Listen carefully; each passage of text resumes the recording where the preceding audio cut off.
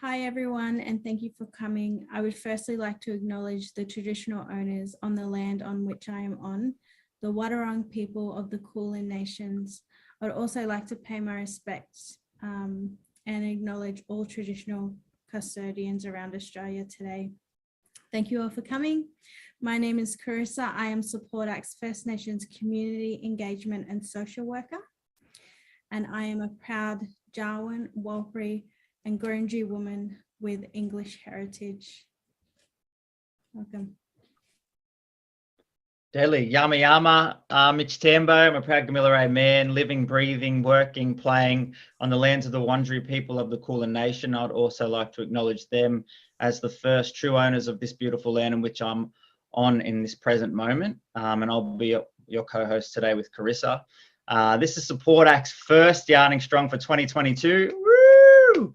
And today we'll be touching on issues around mental health, media, social media, when it comes to misinformation about First Nations issues. So before I go into this conversation, I just want to let the audience know, if you feel triggered with this conversation, we have a dedicated First Nations helpline available. If you cannot talk to someone immediately, they will set up an appointment. That number is 1-800-959-500. That's 1-800-959-500, option 3 for the First Nations helpline. Let's meet our stars of today. Let's get serious because we've got some serious players today. So let's not wait any further. Let's get it done. So first up, I just wanted to introduce Dobby. Dobby is a rapper, a drummer, and music composer. He proudly identifies as Filipino and an Aboriginal musician whose family is from Brewina in Ngamba land, and is a member of the Marawai Republic in Wilmaringal. Okay. That's it. Yeah, you got it.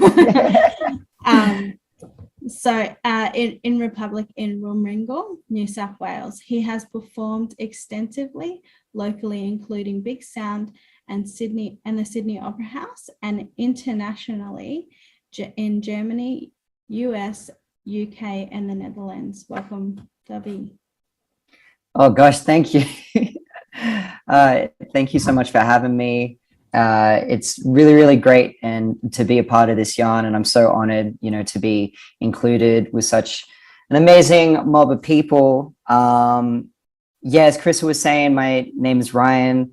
I go by the name Dobby, proud Filipino Murawari musician, Filipino on my mother's side, Murawari on my father's side, from Brewarrina and Wheel and Northwest New South Wales. And I'm speaking to you in Mpantwa, beautiful Arante lands of Alice Springs.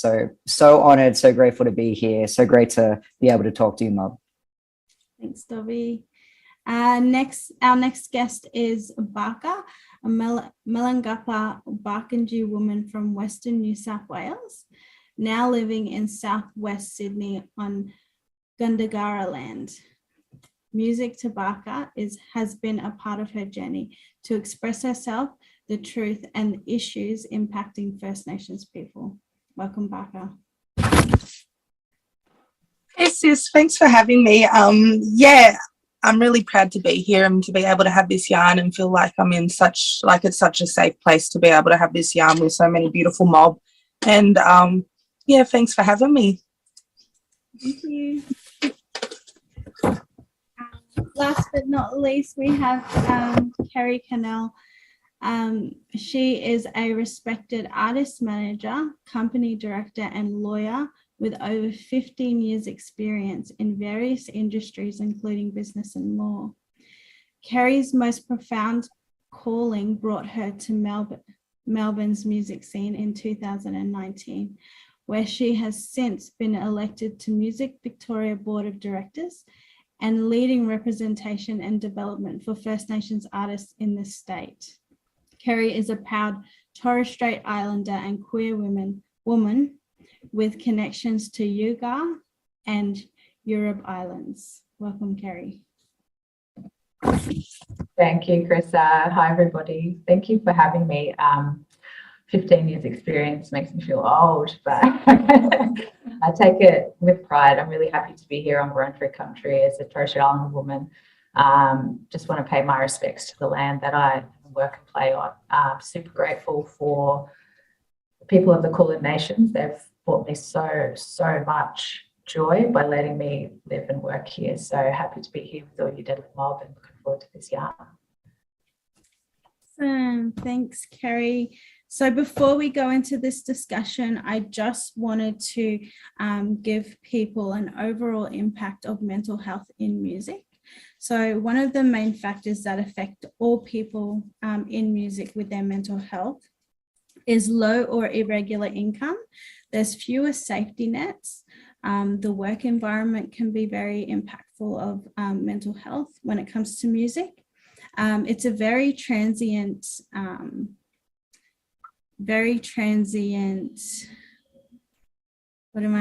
job. It's a very transient job. It's sometimes short term, and the physical strain can be a lot impacting people's mental health. So this mental health impacts everybody in the music industry. And then you have our First Nations mental health. So not only do our musicians have to deal with these factors, but then we also have the factors of disempowerment that impacts our mental health, substance abuse, the loss of culture, intergenerational trauma, grief and loss, racism, social exclusion, stolen generation, incarceration, poverty, denied rights, the third world conditions that some First Nations people live in, and lack of education and work opportunities. When it comes to social media, some negative effects include increased loneliness, which is quite interesting considering it's about coming together and creating beautiful communities. There you go. Loss of self-worth and self-esteem, which may be promoted by perceptions that others' lives are better than ours. So we often see that a lot, especially online, Instagram, all that kind of thing. It's amazing what a ring light can do. Anxiety or depression, onset of social anxiety disorder, fear of missing out, aka FOMO, which can lead to more social media usage. Sleep disruption, particularly if you use social media right before bedtime, decreased physical activity, which will affect your overall health, poor grades or work productivity and performance, reduced empathy to others, ignoring the relationships with others in real life. Yeah, so social media and media impacts us greatly, not only as First Nations people, but people in general can be deeply impacted by what's either shared on media or either shared on social media. All these factors are there to pull out our emotions and our heartstrings. So sometimes it's very hard for us to disconnect those emotions when we see something such as people who misrepresent First Nations people and culture, and also people who get on there and are just completely misinformed about the First Nations culture in general. So that can be very impactful to our mental health and very hard for us to hear. There will always be, opinions that go through our media and our social media. But sometimes we need to be able to find ways to navigate that and hopefully spread the correct information that is being shared and bring the correct representation on those sites. Over to you, Mitch. Deli Cerisa, thank you. So I've been a fan of this queen, this matriarch, since the early stages of her career. I think when it all started to blow up and we were all sitting back going, it's only a matter of time. If Briggs doesn't reach out, I don't know what his problem is, because someone's going to do it if he doesn't snap her up already. And that's the one and only. It's the matriarch. It's Barkaa. Barkaa, thank you, sis, for giving up some of your time today. We know you're busy getting around. We know what you do. You're a woman of high demand, but you've given up some time today to yarn to us about, the online realm and certainly how I suppose your journey's gone so far with the media in all its glory, so to speak. So I just wanted to know how you've been finding, first and foremost, navigating social media, and in particularly, navigating the social media forum in terms of, keeping your mental health on track. How's that been for you, sis? Oh, it's hard, my brother. Like, and thanks for the big ups, big love. It's so good to yarn to you again. Especially, being able to talk about this stuff out loud, because, social media, it can really grab a hold of you and consume a lot of your time, a lot of your mental health. And though we're so, being able to reach out to people, and I think we've seen that in the pandemic, but, it really hit me when we're talking about how you feel loneliness, because even though we're getting that interaction, it's not real. Like, it's that interaction where you can't see people's expressions, or you can't feel like body language, or feel that warmth from people. And it's like we get that side of it, and then I tend to not try to not read my requests, but I'm nosy, and I like to dive in there. And as black fellas, we're going to cop racism no matter what we're doing, what we're saying. Is just seeing black fellas do good, people automatically want to knock you down and make you feel smaller than them because because of the issues that reside within them, and it can be a really dangerous place, especially if you're on there and you're making noise, and when you're speaking out and you're being proud. I think just being proud in general, or loving your culture, is a dangerous place to be on social media, because a lot of people are going to come for you. And there's I think my block list is it's massive. I really pride myself on my block list, but it's tough on there. It's really, I think you got to have breaks. Like, you always got to switch off, have that certain time. I'm bad for it. I won't switch off all the time. Sometimes I'm just glued to my phone, but I think we got to remind ourselves that we got to switch off sometimes, and I guess allocate time specifically to use social media, and then time to actually be present in the real world. For sure. Yeah, the block list, say, it's real out here. It really is. But you're obviously very staunch in telling your truth, and obviously that truth resonates with many of us. So how do you go with, I suppose, juggling a realm that I suppose a lot of the negativity that comes towards you is based upon obviously being a proud black fella, proud woman, just a proud woman of color and culture, and that's obviously telling the truth of history to the present. How do you go when there is so many people out there that are misinformed, uneducated, whether it's in the media, social media? How do you go with showing up to then write another song, to then share another truth, to then share another part of who you are? How do you keep fronting up to be that voice for not only yourself but for community, and not get burnt out? Because the reality is for us, I suppose, when it comes to telling our truth, we don't really have the option to all of a sudden just write about red roses, because we're truth tellers, we're storytellers. So how do you just keep fronting up, It's a hard one,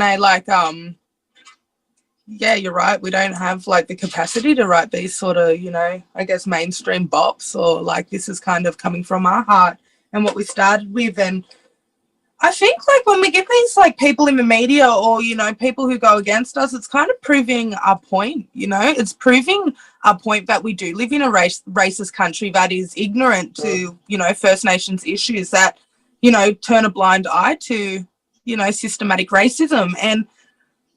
But it's hard. I feel most of the time I'm running on empty. My cup's not always full, unless I'm doing a gig and then I'm around mob, or I'm around people who lift me up. And I think that's a beautiful thing about being a black fella in this industry, is that we got a lot of mob that hold us, and that we'll pick the bar up. When one of us are tired, another person will talk about the issue, and each and every one of us are running the ball up at different times. And and we take care of each other, we check in with each other. And I think that's a beautiful thing about it. But I've had times where I'm I don't want to do this anymore.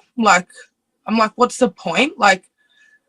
you know, and that's when I get really down, like when my cup's really empty and I'm just like, I'm so tired. Like, I'm so tired of explaining my existence to people. Like, I've been doing this my whole life. Like, when do we stop, you know? But then I realized that, you know, yarning to my kids and they're not going through racism at school, or their childhood's a bit different. It's like, this is what we're doing. Like, we're paving a way. We're seeing First Nations voices like on the forefront. We're seeing it in media, on mainstream TV, on mainstream radio, in shopping centers. Like, we're traveling the world, like, you know, in Dubai. Hey, You know, Madison Square Garden. Oh, what? but we're just seeing mob everywhere, and I think that's the beautiful thing about it. But it's just like, you kind of, it's tiring, it's stressful at times, but just gotta breathe, like, roll with the punches. That's it, for sure, sis. And look, I'm going to come back to you because there's so much in what you're saying. You know, and I just love that with you, you are honest and you're real and raw, because I think in conversations like this as well, that's where the real gold is, to help other people out there navigate and realize, oh, Barkaa goes through it too. Like, oh, okay, this is normal.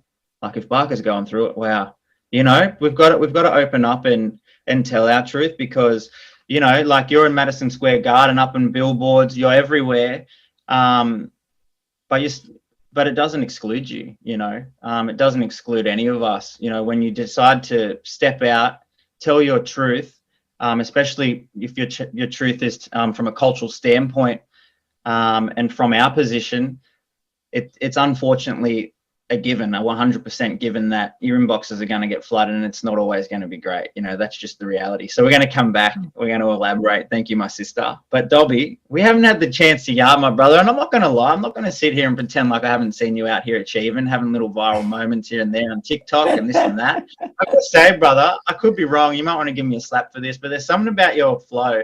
I don't know. It's a little bit Slim Shady or something. Hey, You know, am I wrong? I don't know. Is that the thing that you just don't want to hear and I've just gone and said it? I don't know. But no, I love that. No, I love that. Eminem was definitely like one of my earliest influences, you know. It was like the first albums I ever bought was like Outkast, The Love Below, Speaker Box, The Far Side, Miseducation of Lauryn Hill, and Eminem Encore. Right. So I was like, that's my. Bro, I gotta say, man, I made a rookie mistake lately. I dyed my hair white, and now everyone's calling me Mitch Shady, and that wasn't a part of the plan. You know, I didn't mean to steal your thunder, but I've done it.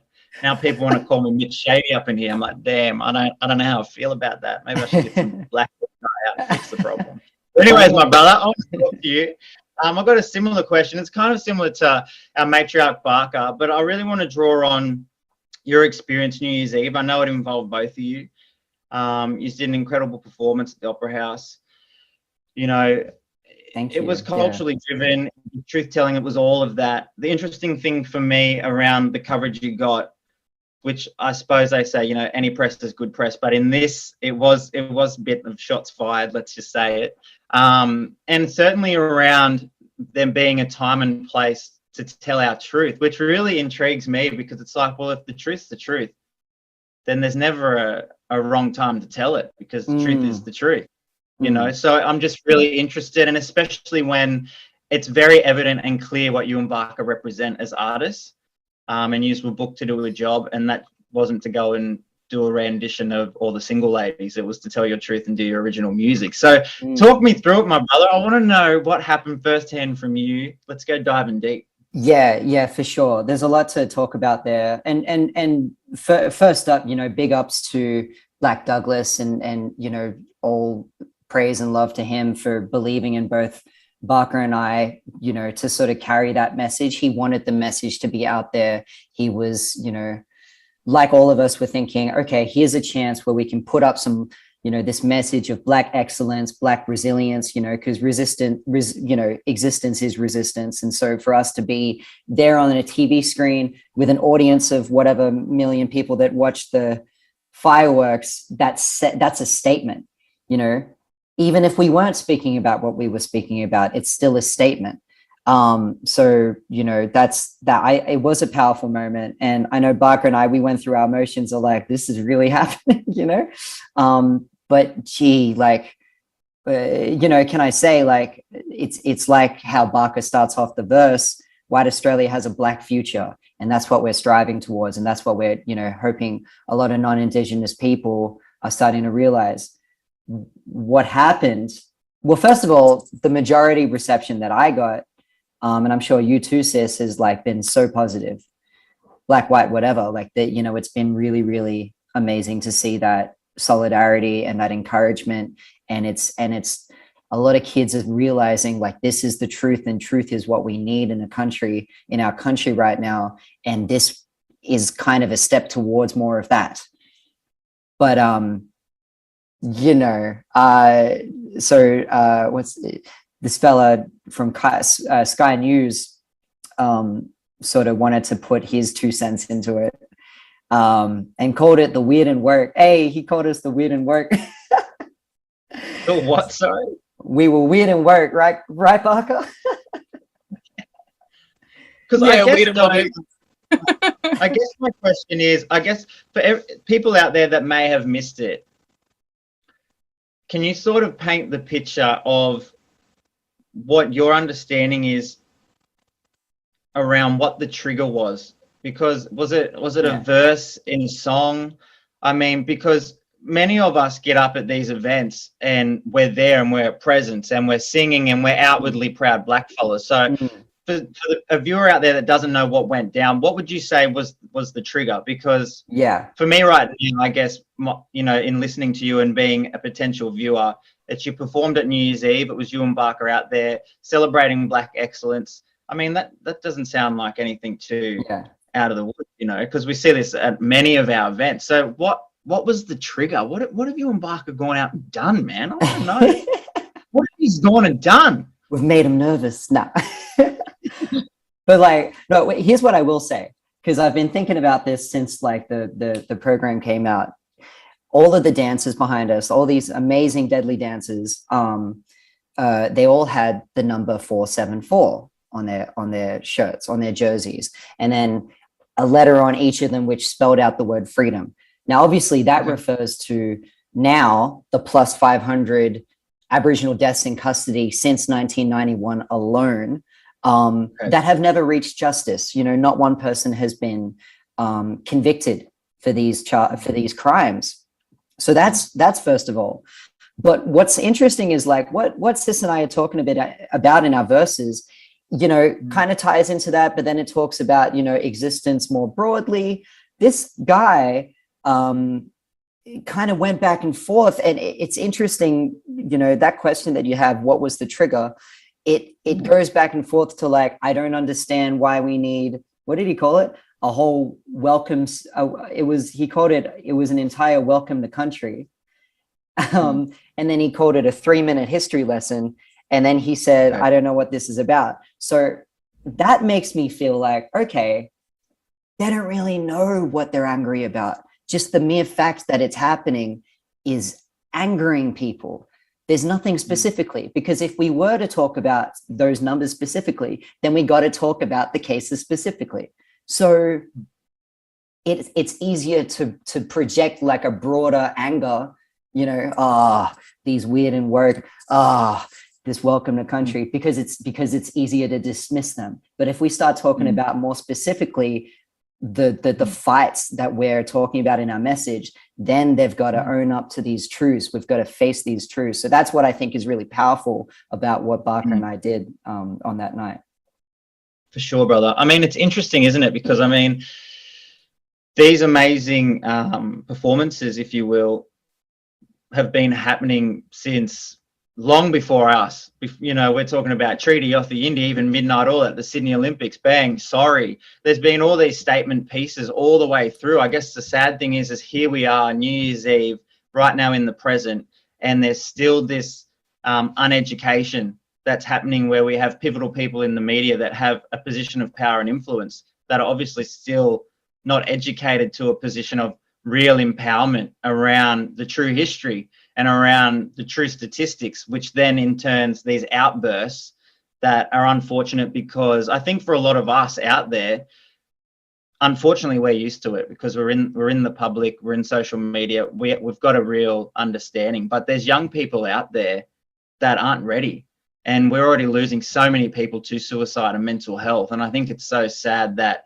there's people getting on mainstream platforms that are in real positions of power and leadership, and are allowed to have these outbursts and still keep that position. That's the real sad thing, you know. Yeah. But I mean, coming back to mental health and well-being, how does that impact you, brother? Because I think it still would have an impact. You know, you get up there, bare your heart, bare your truth, and certainly are doing it with the intent to show the world the truth, and that is we're losing people. You know, we're losing our people. You know, some of the highest rates of incarceration in the world, and constantly hearing about these deaths, and hearing about these pain, and seeing these mothers and parents and fathers on you know, NITV and whatever news platforms will have the story, just crying and sobbing, and the trauma continues, the grief continues, that cycle continues, you know. And then for you to step out with Sister Girl and bear that truth again, and to be shut down on really such a big platform,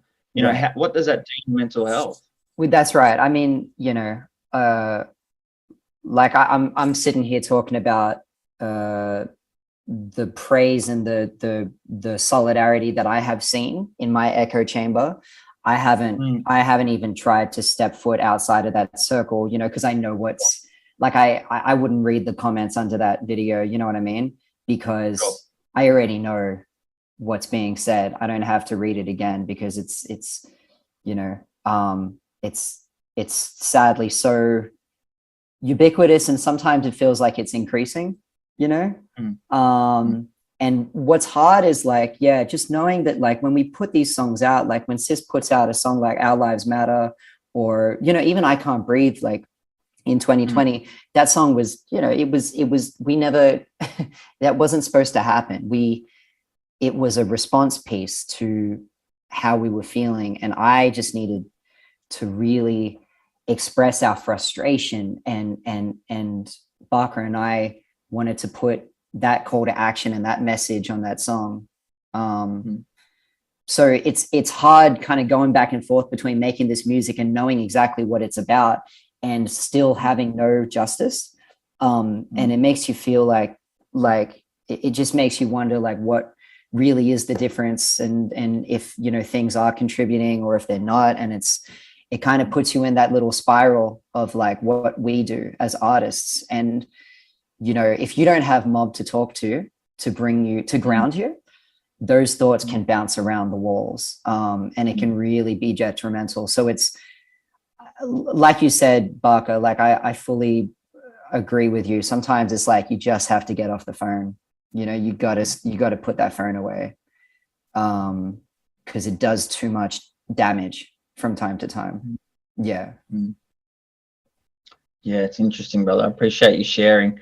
And I'll definitely come back to you in a sec, but I just really wanted to, you know, let our viewers get their head around, I suppose, what you and Barkaa put out to the world, and what was sort of reciprocated on a mainstream platform, you know, and how that, you know, this is still happening right now in the present, because I think a lot of people carry the mentality of get over it, it's been and it's gone. But the reality is that it's right here and it's in the present, and we're actually living it in the now, you know. And I often say that just as for an example's sake, you know, a lot of our parents in my generation, when they were born, weren't considered flora and fauna. And a lot of people my age still haven't had kids yet. So that means when they do have those children, which aren't even yet, their grandparents would have not been considered human beings when they were born. So there's a whole cluster, hundreds, thousands of babies to come yet that is their direct grandparent, and they will feel that, you know. And it's up to us to come together and have these open conversations so we can help them heal as well when they come into the reality of their own truth, you know, of their own close family members. These things are happening, they're present, and it's not to point the finger. We want to have these open conversations here, yarning strong, to bring about change, to bring about education, truth, but to also bring about togetherness and solidarity so we can walk together and we can create change, you know, and we have to have these conversations, and certainly around protecting mental health, looking after our mental health and well-being, because social media, it's only growing, it's only getting larger, and we're all getting pushed down the funnel of putting our faces on it, you know, so it is what it is. Now, Kerry, it's so good to have you here. I mean, you said before you're not an artist and all the rest of it, but your contribution is absolutely incredible. You're a manager to an incredible First Nations artist. You have your own consultancy business to help First Nations, BIPOC women and queer organisations form a structure that allows unique business owners to thrive within a model that works for them. I mean, that in itself is absolutely phenomenal work. So thank you so much for giving up some of your time to be in the present moment with us today. With that said, I would like to fire a question at you, if that's all right, please. Go for it. How can misrepresentation and people being misinformed impact on the work you do from a mental health point of view? Part 2 of that question, how does that impact each person you work with? Well, it's such a huge question. I've been pondering on it for a couple of days, because in my work, as you've explained it, thank you for the good summary of what I do. I work in a lot of different spaces with a lot of different mob, and across various different industries or creative industries. So the way people express themselves to me is really vulnerable, because they come to me for support to learn how to build a business that fits within their values. So in order to get that deep in business, they really have to share with me the experiences that they've had in the past in doing their business. You know, I look at Deadly Musos, like the ones here with us today, as entrepreneurs, like you might be your own CEOs, business owners, like that for me. Yeah, I look at it from that perspective. A lot of people come to me when they just think, oh, you know, I'm just a singer, or I'm just a painter, or I'm just, you know, a weaver. Like there's no just in that. And for me, when I think about my own mental health, I find it really hard to see people so disempowered. And it's the passion in my work is to see the transition from being so vulnerable and so disempowered by how they think they should be in their music or in their business, in these spaces on social media. Social media it can be so powerful in business, especially in this COVID world, but it has become such a driver for isolation and loneliness, like we said at the beginning. And in business, everyone thinks that's the only way I'm going to make money, or in music. And I'm trying really hard to be optimistic, but truth is, I'm running out of ideas. Like, the way COVID just keeps smashing us, and the way the media keeps putting us down, and there's a lot of work that I still have passion to do, but I need to take time to breathe as well. Like Sis and Brother Boy said, just checking out. I choose to work less of a week, just little things like that. Speak to my ancestors because I'm so far away from home. I speak to my old people, and it does work, but it's not the it's really hard when you're in a support role and supporting artists, and seeing them cop it. Like you, Mob, like I was watching your New Year's Eve video back before we jumped on this call, and the show was so deadly. And then to read those articles, you know, like it just, as an artist music manager, I'm just like, yes, I'm glad that you're stirring shit up, like do it again, you know, but at the same time, I can appreciate how hard it would be on your own well-being to cop that. So part 2 of the question, what was that? I kind of answered it at 2 and 1, I think, but yeah, typical Kerry just go on a big tangent. That was a great tangent. It was full of gold. But I do have a question because of that amazing tangent, and that is, you know, as a proud First Nations woman and obviously managing an incredible First Nations artist, you know, it's, I guess from your perspective, like you could really take on a lot as well, because, you know, you're a proud First Nations woman and you're so invested in the growth and the success of your artist who is also First Nation. So, Yeah. I mean, when they come up against what we're talking about, social media, online, the media, all these things, and that happens, and then you see them go through that roller coaster, and you're so invested in them and their success and their well-being. How does that impact you and your mental health, and how do you navigate that or implement strategies to ensure, you know, your health and your mental health? Because it's really hard, I suppose, because you're seeing it, and it'd be so hard to disconnect from it because you too are a proud First Nations woman. So how do you navigate that space? Yeah, I built a good team around all of us. So I manage Alice Guy and then my brother Kerry Cannell, and so they each have different needs as, you know, as women and men, and as an Islander and Aboriginal woman, you know. So they need different styles of support, and not just support like as in white fellow way support, you know, get a counsellor, but like I really like to identify who are their support people. So if I can't be that person for them in a particular moment, then I can go to their crew and be like, hey, you know, Kiwat really needs some support this week. I'm out. I need a day. Can you please help? So for me, it's about sharing that load. And I've got some amazing crew on my team as a Black businesswoman myself.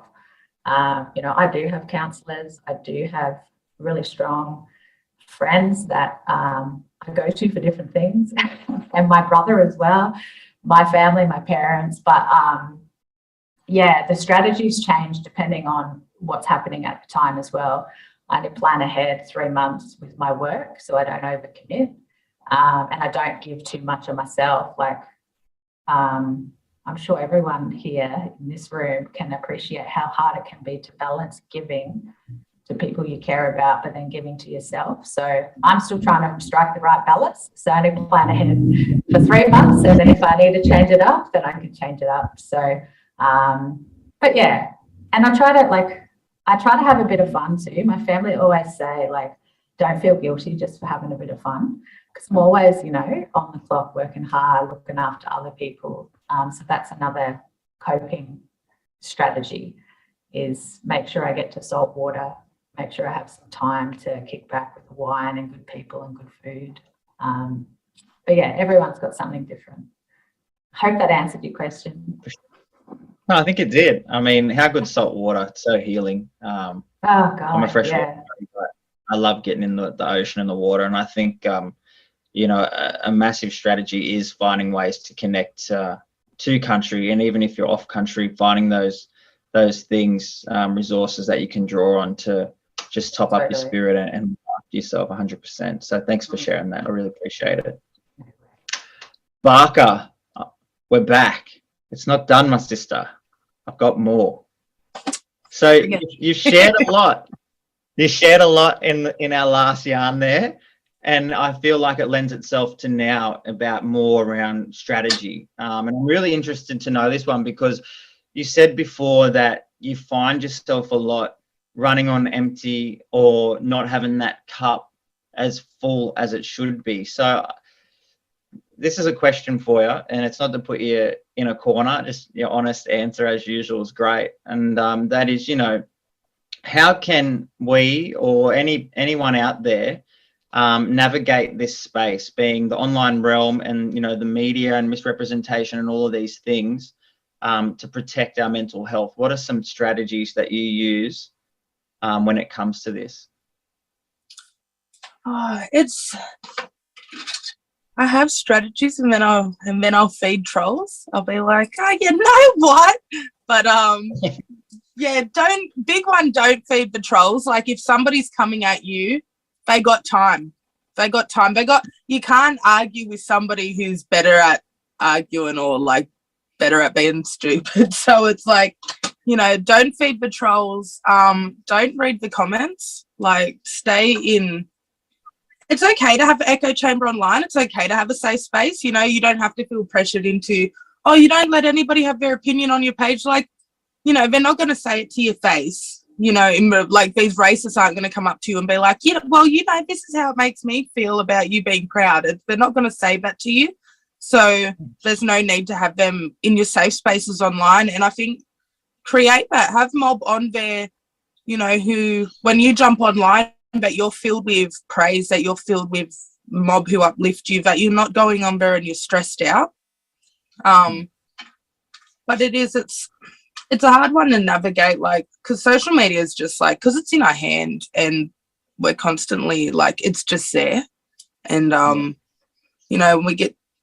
we end up scrolling, and sometimes we'll scroll onto something like that's pretty, like, especially during Invasion Day, like there was this horrendous video going around that was quite triggering. And, I remember I had to jump off because I'm just like, I think like Dobby touched on it, like, you feel like you get onto those sites and then you're like, is it getting any better? Like, or is it doubling up? Like, is it getting bigger? But I think, make sure your spaces on there are safe spaces. Reach out to mob. Don't be ashamed to be like, hey, I'm not feeling too good. Like, I think Support Act's great as well. For our mental health, that we have something there for us that we can reach, an organisation there that's specifically for artists with mental health. Reach out to mob, say that you're not feeling too good. Don't be like afraid to say no. If you're not feeling up to it, you don't have to do it. You come first every single time. Yeah. Great advice. I just love that.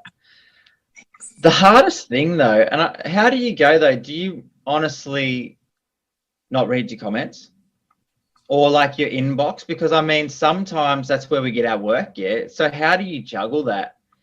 How do you juggle it? Because I know I went through a phase where I just bailed out on the inbox. I was like, I'm done with you.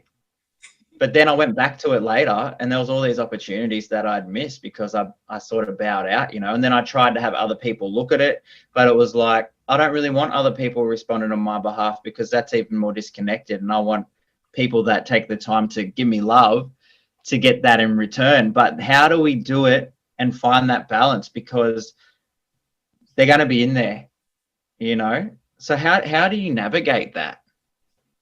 It's a hard one. I feel like as soon as I see it, I'm just like swipe. Like, I think that's a beautiful thing about deleting on Instagram is that you can just swipe. I think Twitter is a place where I'm just like, this is gross. You can't delete anything. Like once they, it's like, it's out and I'm like, I don't know this platform. I don't like it. I'm just not going to say anything on here because, Twitter's just toxic.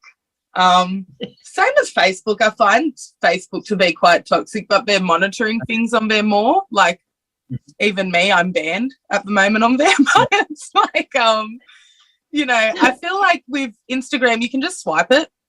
Just like as soon as you see it, just delete it. Like, sometimes you want to read it, but they sound like broken records after a while. It's the same thing that they've been calling our grandmothers, our grandfathers, our mothers, our fathers. Like, it's the same thing that they've been calling us since we're growing up, these same derogatory terms, telling us to get over it, telling us that it's 300 years ago, and we're seeing those same things. So it's like, what are we going to get from it if we read it? Just swipe it. I just get on there and I'm just like, delete. Just get out of here. Get out of my face. Yeah. And do you feel like it's becoming more like water off a duck's back for you rather than actually penetrating and affecting your mental health? Do you feel like you're starting to really implement, I suppose, everything you're saying, and that is, this is the same old, just swipe and move on? Or do you feel like you do have those days where that one comment does niggle its way in? And when it does, how do you get over it quickly, if you can, that is, Oh, it's hard, I guess, because there's some things where people will troll you in different ways where they won't be straight up racist, but they'll say really weird things to you. And then you're like, oh, I got a chance to educate this person. And then it turns into this frustrating conversation. But it's like, how did this happen? It's like, it's a juggling act. Like, I feel like with black fellas, we do have this tough skin where we've grown up and we've kind of copped racism. Well, we've copped racism. So it's like, it's it's like water off a duck's back, but it's not to say that it doesn't hurt. Like, it still hurts. Yeah.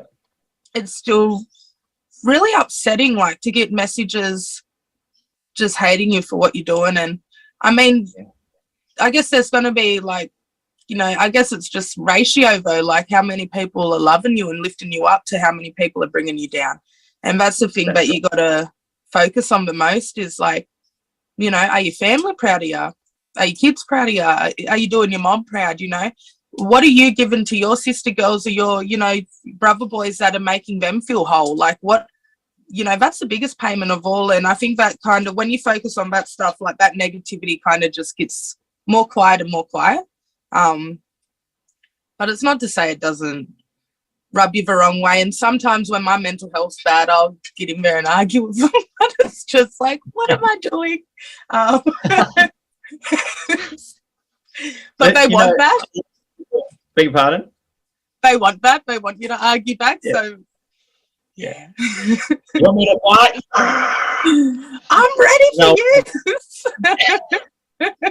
I love what you said though, you know, because it was set up front of the conversation about how social media can drive it in a way where you become so detached from the physical that all random that comes through and drops that one liner of negativity, you don't know them, you'll never know them, they've moved on to the next person, but their opinion all of a sudden means more than your own mob right sitting in front of you that are so proud that you're doing so much good for. It's funny how, you know, the way social media is being driven to us, that random people that come through at times, their opinion all of a sudden can outweigh those that matter the most to us. Isn't that crazy? That stronghold that this online world can have over us. And I think that's why these combos are great, because we've got to bring it back into the reality. And the reality is in the flesh, in the physical. There's so many people like our ancestors and those that have come before us into the now that are just so proud and so full of love for what we're setting out to achieve on any level. You know, it doesn't have to be on stage, just in life, you know. So no, I think that was deadly what you said, sis, about, you know, bringing it back to your mum, your daughters, your sons, your mob, you know, the people in the flesh that when you come home every day, greet you with a smile and a hug and say goodnight and I love you, you know, the ones that we actually know. But yeah, thanks for that. Dobby, I'm back to you, brother. Let's go. It's Mitch Shady to Australians Eminem. Let's get it. All right. Chuck that mic on. Let's go. Dobby, I got a similar question for you, my brother. And that is, you know, same thing. What are some things that you do to protect your mental health when navigating these spaces? And I'd like it, if you can, to add on to that with some advice to, you know, the outsiders that are looking to support First Nations music and how they can do that. And I suppose aid our mental health and, you know, all that kind of thing, if you don't mind, brother. Yeah, absolutely. And first of all, I'd like everything you were saying, Barkaa, is like, so I just agree with 100%, you know, don't feed the trolls, you know, don't read the comments.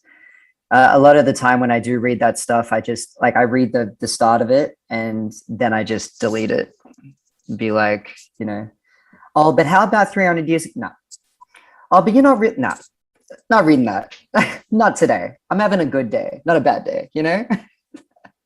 But you know, I've gotten myself into, especially in 2020, just thinking that I could try and entertain or educate, you know, fellas in my, you know, DMs or whatever that are like, just have so much hate and so much ignorance, and it's like such a joke to them, and I'm there trying to tell them like, no, but like this is what we're dealing with. And I remember this one person I was talking to for probably weeks, the one person thinking I could probably like change that person's mind.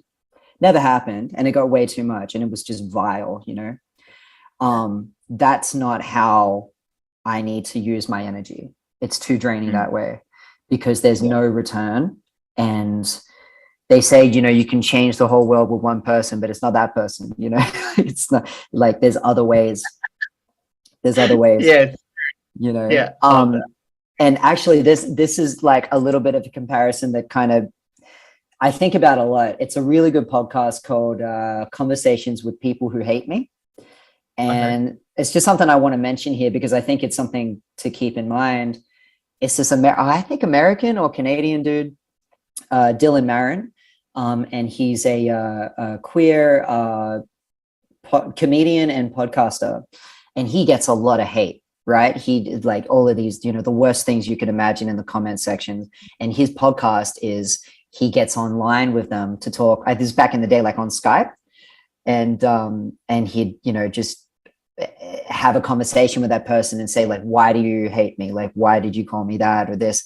And every conversation so far has been like, they ended with, well, do you hate me? And the person says, oh no, I don't. I was just drunk. Or I didn't think you'd ever see my comment, you know? So there's something about what social media does to us that de-individuates us, and it makes us feel like we're invisible and invincible and we can say what we want. Consequences are still there, you know? I think about if we were in a circle and we were able to give each other the stink eye and we could have that sort of like community, like, do you know what I mean? Like that dynamic, you'd feel shame. You would feel embarrassed and shame to say the things that you've said. But because it's a screen, we don't. So that's kind of the blockage that we have. It's not fully there. We haven't developed something that actually like properly connects with the way we interact as human beings, you know? So again, like my strategy is like, sometimes I just got to delete. I put the phone away, you know, I talk to like Barkaa is saying, like I talk to mob and just like, you know, make sure that I have like a good support system. I rely on my echo chamber. And then also to answer that other question there, bro, if you're looking to help, you know, subscribe to, listen to First Nations artists and listen to First Nations influencers, because it doesn't hurt to have a bit of truth in your feed, you know. It kind of balances out all that other stuff. So definitely follow us, donate, and have us in your daily conversations. Yeah, that's a great answer, man. Love that. Yeah. You know, and even just from an educational standpoint, you know, it's imperative to have some First Nations artists in your playlist, because you know what, for the most of us, we never even had proper history lessons in school. I know I didn't, you know, so there's generations of generations that, you know, didn't get told the truth. So I mean, why not chuck some great music in your ears that's also going to educate you and just give you a different perspective, you know? And it doesn't even have to be about education. It's just about knowing what's out there, you know, because there's so many incredible artists out there that should have mainstream platforms, you know, and the more people that can just get around First Nations artists, get around the amazing catalogue, the diversity out there, and just see what's happening in your own backyard, you won't regret it, because there's just so much good out there. And you know, we are talking a lot on education, but some of the music's just incredible, feel good music, you know, and you're doing yourself a disservice really by not having it in your playlist. That's all. So thanks, brother. I appreciate your words. I feel like you just gave us a lot of gold there. Very level-headed and yeah, beautifully said, man. So I really appreciate it, eh? Thank you so much, brother. Kerry, we're back. And we're ready for some more gold. No pressure, but there is pressure. But that's okay, because that's how diamonds are made. That's what we're looking for right now. Black diamond. So, how important is it having to correct information, or even when you are incorrect, correcting yourself? How important is that for, you know, the mental health of First Nations people? And I don't know if that makes sense, but I mean, I guess it's just, how important is it to be, I guess, open and honest about not knowing, you know, and being able to just be accountable, and even like you've put that post up and you know it was wrong, and now you know better. How important is it to just get back on and go, hey, you know what, blah, blah, blah, blah, you know? And how do you think that could really benefit our mob and First Nations people across the country? Yeah, definitely. You know, that question makes me think of a deadly workshop I went to one time with Shelley Ware Media. Yep. extraordinaire. We all know who she is. But her words still ring in my head because she thought about it in the context. I asked the question, you know, like what happens if something goes wrong in your business or with your art online, you say something wrong, you make a mistake. And something that she said to us in that workshop was, there's nothing wrong with saying, yeah, I made a mistake, but I've grown since then. And acknowledging that if you put up a post or you have content that, you know, even content, like I talk to some of my clients, like you evolve and grow as a human, right? Like we all do. If there's a message that's out there online and it's forever, like Barkaa said around Twitter, it's there forever, you can't delete it.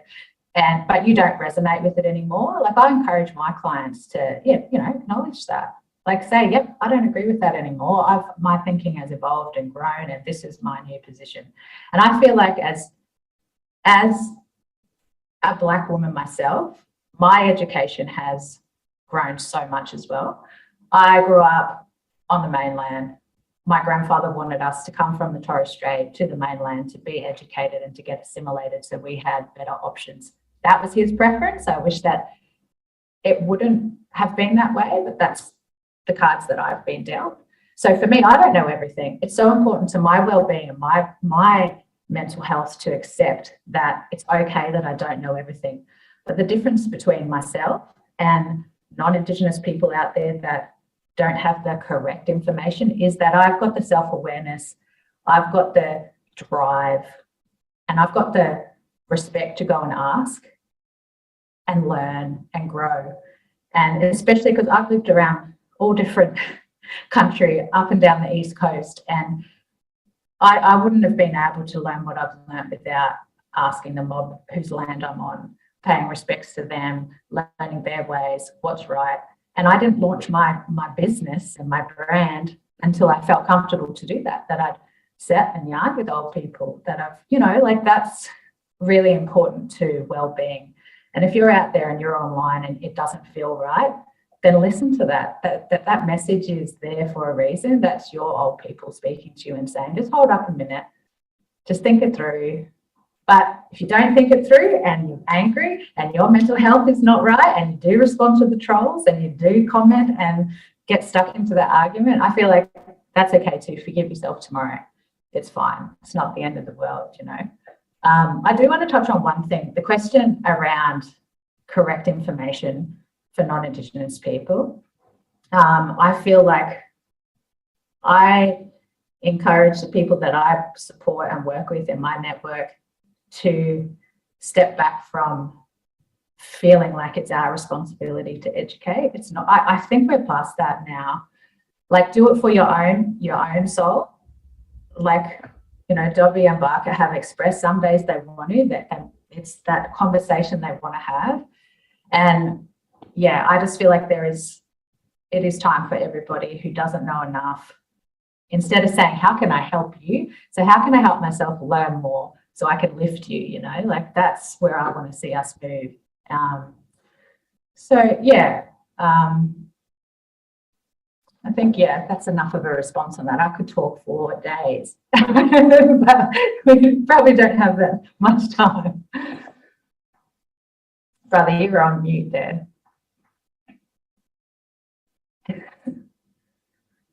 I was like flawless until that point. Damn it. It's all good. I'm You back. still are, it's fine.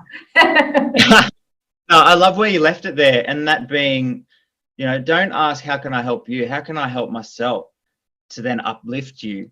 And you know, there's so many resources out there these days, and whilst I don't encourage a book over real life encounters and experiences, you know, there is so much information as a great starting point. And you know, wherever you are, wherever you're walking, you are on Blackfella land, there's elders around, there is community around, there is people around that are happy to sit and have a yarn, you know, and you don't have to approach us for a history lesson. You can just come into a community center and have a cup of tea, you know, and a couple of biscuits and a yarn and create relationship, because our mob love real relationship. You know, real people that want to come in and connect and have a yarn and create a friendship that will turn into, you know, being a part of family.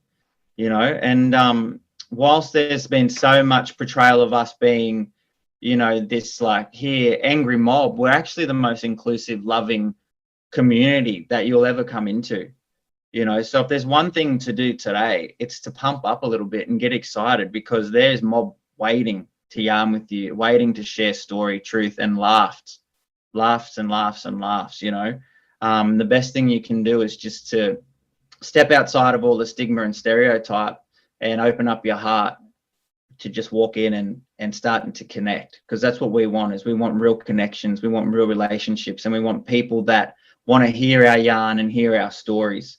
And you're right, sis, you know, we're in like 2022, and there's not really that much of an excuse anymore, because we're here, we're ready, we're available. You know what, there's a lot of young mob too that are pumped up and want to take you around country and have a yarn too. So you know, just get excited. That's all I have to say right now. Thanks heaps for your words, Kerry. Appreciate it.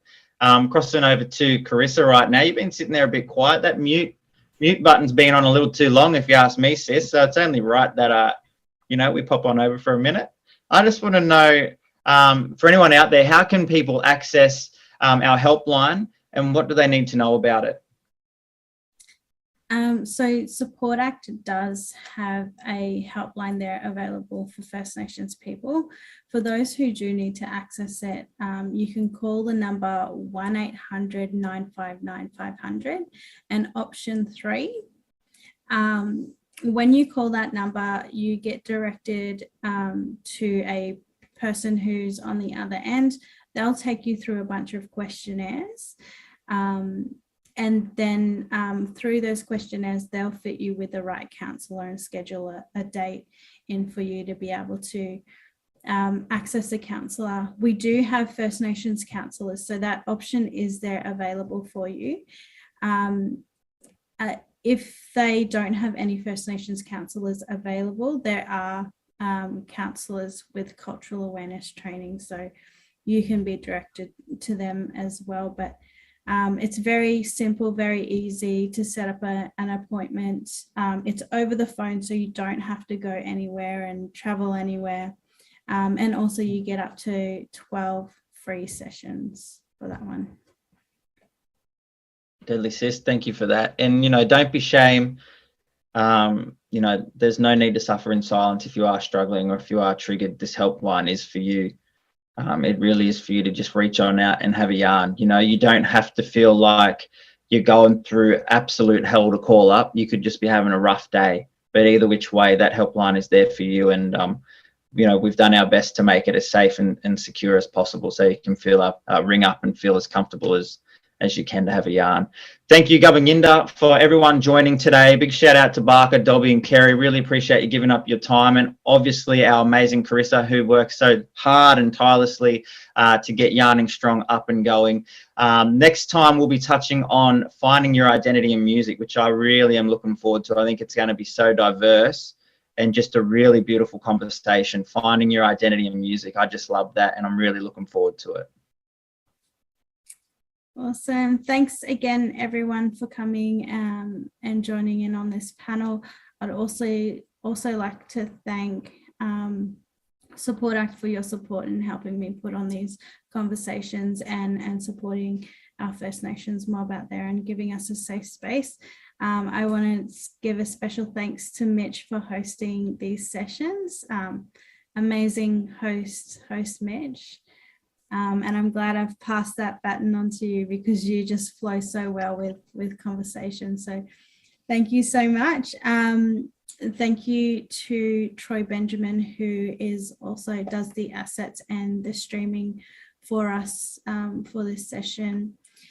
And thank you to JB High Five, one of our sponsors, who are supporting us putting this all together.